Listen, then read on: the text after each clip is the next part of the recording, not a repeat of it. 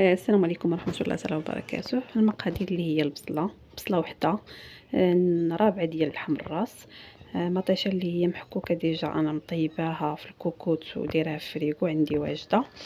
عندنا معلقة صغيرة ديال الملحة، معلقة صغيرة تحميرة، معلقة صغيرة ديال الخرقوم، نص معلقة ديال السكنجبير، راس معلقة ديال البزار.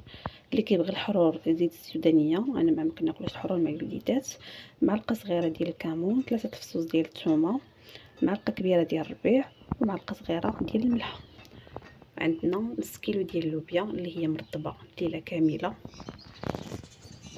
الزيت انا كندير غير معلقه كبيره ديال زيت العود فقط، يعني في الاول وفي الاخر. كنديروا البصله، كنديروا المقادير كاملين الا المعلقه الكبيره ديال مطيشه الحك. كنديروها تقلى غير شويه، ومن بعد كنلوحوا فيها هذاك لحم الراس كيتقلى معاها. بالنسبه للحم الراس هذه راه فايته رابعه شويه، واللي بغى يدير بزاف يدير، واللي بغى يدير قل يدير.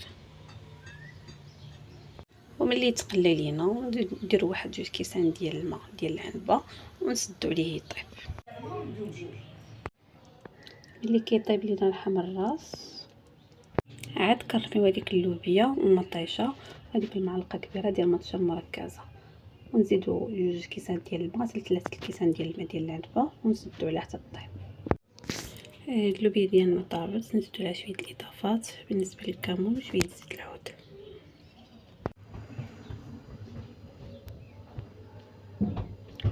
زيزو